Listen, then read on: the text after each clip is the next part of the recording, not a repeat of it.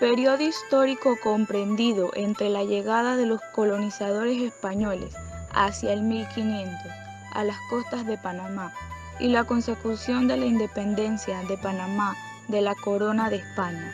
Social en Panamá colonial. Durante el periodo de conquista, Panamá, como las demás regiones del continente americano, colonizadas por los españoles, sufrió modificaciones en su estructura social que repercutieron en la organización de las instituciones que regían a la población autóctona. La conquista introdujo dos nuevos grupos, el español y el negro, quienes se mezclaron con el indígena y diversificaron y ampliaron la estructura social del Panamá colonial. En el caso de Panamá, tales corrientes migratorias eran más frecuentes por la posición geográfica de nuestro país, que contribuyeron a que convergiera personas de diferentes puntos del continente, dando lugar a una composición étnica variada. Esta composición étnica hace de nuestro país un lugar con una gran riqueza cultural e igualmente con situaciones más complejas, producto de la población que habita en el territorio. Los diferentes periodos históricos de nuestro país han girado en torno al paso del tránsito y con cada uno de ellos han llegado a nuestro país y a nuestro territorio contingente humanos que modifican y en ocasiones alteran la cotidianidad. Para comprender y valorar la diversidad cultural que poseemos, especialmente en este marco del fenómeno de la globalización, donde las fronteras de los países han desaparecido y donde son inválidos de forma muy diversa, es necesario conocer la llegada de cada uno de los grupos que integran la sociedad panameña y el papel que jugó y juegan cada uno en nuestros territorios. La estructura piramidal de la sociedad colonial se conformaba en peninsulares, criollos, mestizos, indígenas y negros y mulatos. Los españoles ubicados en la cima de la pirámide eran los españoles nacidos en España, ostentaban el poder político, económico y social. Este grupo también estuvo segmentado de acuerdo al lugar donde habitaban y a las actividades económicas a las que se dedicaban. Sin embargo, al momento de cohesionarse ante los demás grupos sociales, le hacían en base al color de piel, riqueza y trabajo. Los criollos eran los hijos de los españoles nacidos en el continente americano, quienes generalmente eran latifundistas y tenían acceso a la educación. No todos estaban en la misma posición, ya que existían grandes diferencias en torno al prestigio, la fortuna y el prestigio social. Encomenderos formaban el grupo social más rico y prestigioso porque controlaban la tierra y tenían una gran cantidad de indios. Les seguían los hacendados, quienes estaban integrados por parte del cierro y altos funcionarios importantes, comerciantes y mineros. Los mestizos eran los hijos de los españoles con indígenas. Como eran hijos ilegítimos, fueron objeto de discriminación racial y económica por parte de los blancos peninsulares y criollos, y por los indígenas fueron empleados como los auxiliares asalariados en la minera, agricultura, como vaqueros, arrieros, tejedores, herreros, pequeños comerciantes, servicio doméstico y mayordomo, etc. Y donde el trabajo era escaso, se convirtieron en vagabundos que robaban las comunidades. Los indígenas, el coche cultural que produjo la conquista, diezmo a la población indígena, se puede señalar los siguientes factores: trabajo excesivo, enfermedades y epidemias, alteración de la dieta alimenticia, el mestizaje sometido por los españoles y criollos al régimen de la encomienda. Los indígenas trabajaban en las grandes haciendas y minas a cambio de su manutención por parte de el encomendero. El encomendero era responsable de la evangelización de los indígenas y de recibir el beneficio del trabajo de ellos. Negros. Los negros estaban en el escalón más bajo de esta pirámide social. Procedían de África y fueron introducidos a América por los españoles.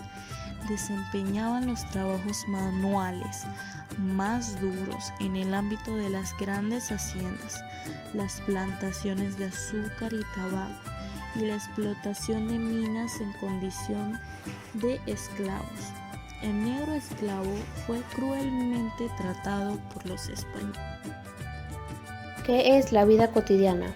La vida cotidiana comprende los procesos habituales que realizan los humanos en su ciclo diario y semanal. Se caracteriza por patrones repetitivos de trabajo, rutina, ocio, higiene personal, actividades sociales y culturales. Vida cotidiana de los grupos humanos. En la época colonial, los grupos humanos en Panamá se dividían en diferentes razas. El aborigen. Ante la invasión y colonización española, el indio fue conquistado y marginado. Los negros. Los negros africanos, estrechamente ligados a la organización socioeconómica de los blancos, eran los esclavos que se encargaban de los trabajos difíciles y de exigencia física, pero también fueron el gran soporte para la nueva economía basada en la explotación minera y de grandes haciendas para la agricultura y la ganadería. Los blancos, provenientes de Europa, y los criollos se establecieron como la etnia más importante en la región, desplazando a los indígenas. Los negros y los indígenas integraban el nivel más bajo por su origen y condición. Eran menospreciados, marginados y obligados a realizar los trabajos más forzosos y sacrificados. La vida cotidiana de los negros y los indígenas consistía en trabajar desde tareas del campo hasta tareas domésticas, mientras que los blancos gozaban de ciertos beneficios. Los varones realizaban trabajos fuertes en lugares como haciendas y minas. Aquel esclavo que desobedeciera era fuertemente castigado. En cuanto a las mujeres, el estereotipo de belleza más recurrido fue el de la mujer criolla. La mujer india y la mujer negra eran menospreciadas. Se ocupaban de trabajar como domésticas. Fue una época larga y complicada, no solo por la lucha contra la clase española, sino también por luchas internas por los americanos. Los españoles se impusieron como raza, radicaron sus costumbres, sus vestuarios, sus fiestas, entre otras cosas. Su modo de vida fue tan fuerte que hoy, pese a los profundos cambios que ha sufrido la humanidad, aún sobreviven varios grupos étnicos. Grandes personajes de la historia colonial de Panamá. Biografía de Pedro Arias Dávila. Pedro Arias Dávila nació en el año 1440 en Segovia, España.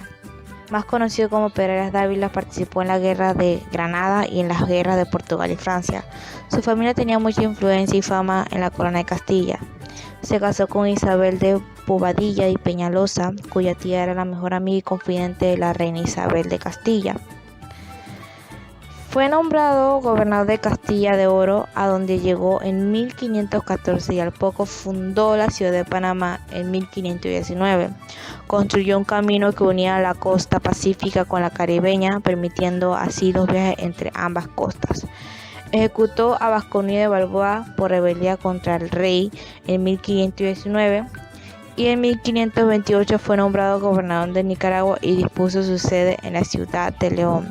Fundó varias ciudades como Granada, Villa Santa María de la Buena Esperanza y la Villa de Bruselas, que asentaron la conquista en la región, pero no logró una estabilidad política y económica ni una paz continua con los indios chontales, con los que hubo numerosos problemas. Pedro Arias murió el 6 de marzo de 1531 en León Viejo, Nicaragua. Simón Bolívar y Palacios. Nació en Caracas el 24 de julio de 1783. Sus padres fueron el hacendado Juan Vicente Bolívar y la dama María Concepción Palacios. En su niñez fue alumno de los ilustres Simón Rodríguez y Andrés Bello. En 1799 viajó a España para completar su educación. Poco después se casó con María Teresa del Toro, quien falleció en la luna de miel en Venezuela. Llegando a Venezuela se unió a los conspiradores patriotas que en 1810 derrocaron al capitán general Vicente de Nuemparam. Desde entonces se hizo protagonista de los principales sucesos y batallas por la independencia de Nueva Granada, a la que bautizó como República de la Gran Colombia. En 1823 llegó a Lima para luchar por la independencia del Perú. Al mando del Ejército Unido Libertador, logró las brillantes victorias de Junín y Ayacucho. Permaneció en Lima hasta en 1826, organizando la Federación de los Andes y proyectos que uniría a la Gran Colombia y Perú y Bolivia. Retornando a Bogotá no pudo superar los planes nacionales de Caracas y Quinto. Decepcionado por sus enemigos y acorralado y enfermo de tuberculosis, renunció al poder en abril de 1830 y se retiró a Santa Marta, falleciendo el 17 de diciembre de 1830. José de Fábrega nació el 19 de octubre de 1774 en Panamá, militar político conocido como Libertador del Istmo, hijo de españoles cuyo nombre eran Don Carlos de Fábrega y Doña Antonia de las Cuevas Álvarez. Contrajo matrimonio en 1803 con María del Carmen del Barrera Muñoz. Su carrera militar obtiene el título de teniente de 1797. Para comienzo del siguiente siglo es ascendido a capitán, posteriormente es nombrado teniente coronel. En 1814 fue designado como gobernador político militar de Santiago de Veraguas por el rey. El 27 de agosto de 1832 se enfrentan con las fuerzas de Alzuru y salen victoriosos y juzgan por sus crímenes. El papel de José de Fábrega fue de gran importancia en la independencia del Istmo y posteriormente establecido en el orden y la legitimidad como militar. Sus habilidades fueron prodigiosas desde joven. Esto le ganó respeto de los habitantes del Istmo, que al ver en esta figura que los gobernaban. Restablece el orden y gobierna por 3 años más. Después es nombrado senador de Congreso Nacional en el año 1837 y 1838 y no vuelve a desempeñar ningún cargo hasta su muerte en Santiago de Veraguas, que fue el 11 de marzo del año 1841. Rufina Alfaro, nombre dado a una legendaria patriota oriunda del Istmo de Panamá, actualmente la provincia de Los Santos, y tuvo papel decisivo en el proceso de independencia de su localidad del Imperio Español en 1821. Su existencia es motivo de controversia, ya que no se tienen documentos que confirmen la misma, y que su nombre apareció por primera vez en 1948 en un escrito de Ernesto Jesús de Castillero Reyes. Sin embargo, los habitantes de las Villas de Los Santos consideran que ella existió. El día 10 de noviembre de 1821, Rufina dio el primer grito, Ciudad Libre, del yugo colonial español. Este suceso es conocido como el Grito de Independencia en la Villa de Los Santos e inició un proceso de alzamiento en varias ciudades del Istmo, finalizando con la Declaración de la Independencia de Panamá el día 28 de noviembre de 1821. Gracias al periodo colonial, Panamá se convirtió en un lugar de expediciones donde muchos navegantes comenzaron a viajar a estas nuevas tierras y empezó a actuar como ruta interoceánica. Asimismo, se dio un intercambio cultural, creando un crisol de etnias por el cual hoy estamos comprendidos.